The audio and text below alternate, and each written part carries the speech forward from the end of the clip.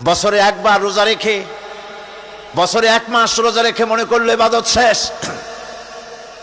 5 ওয়াক্ত নামাজ পড়ে মনে করলে ইবাদত শেষ। আমি প্রশ্ন করি, 5 ওয়াক্ত নামাজের নামই যদি হয় ইবাদত, 5 ওয়াক্ত নামাজের নামই ইবাদত, এটাই যদি হয়, তাহলে 5 ওয়াক্ত নামাজ পড়তে সময় লাগে কত? উজু টুজু করে বড় জোর 1-1.5 ঘন্টা সময় লাগে 5 ওয়াক্ত নামাজ পড়তে। তো এর নাম যদি হয় ইবাদত, তার অর্থ কি দাঁড়াবে? অর্থ দাঁড়াবে আপনি 24 ঘন্টার ভিতরে 1 থেকে 1.5 ঘন্টার জন্য আল্লাহর গোলাম, বাকি 22 ঘন্টার জন্য শয়তানের গোলাম হতে কেউ রাজি আছেন? রোজার নামই যদি হয় শুধু ইবাদত, তাহলে তার অর্থ দাঁড়াবে বছরের ভিতরে একটা মাসের জন্য আপনি আল্লাহর গোলাম, আর 11 মাসের জন্য শয়তানের গোলাম হতে কেউ রাজি আছে?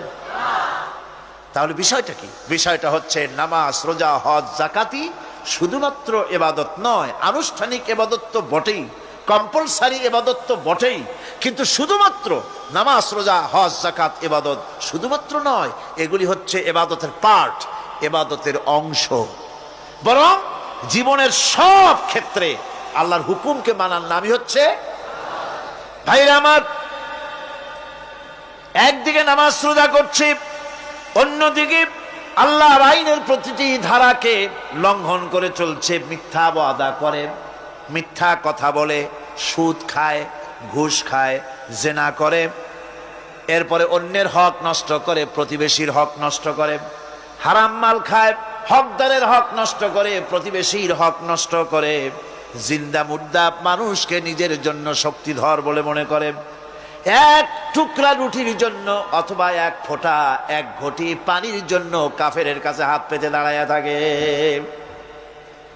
এই যদি অবস্থা হয়, এটাই যদি হয় ঈমান, আর এটার নামই যদি ইবাদত হয়, তাহলে এই পৃথিবীর মুসলমানের আজ লাঞ্ছিত কেন? আল্লাহর ওয়াদা কি মিথ্যা? নাউযুবিল্লাহি মিন যালিক। আমাদের ইবাদত যদি ঠিক হয়, যদি সত্যিকারের ইবাদত যদি আমরা করে থাকি, তাহলে ক্ষমতায় ইমানদারেরা নাই কেন? বিশ্ব জুড়ে মুসলমানেরা লাঞ্ছিত কেন? তাহলে বুঝতে হবে ইবাদতের মধ্যে বিরাট গরমিল করে ফেলেছি, ঠিক কিনা?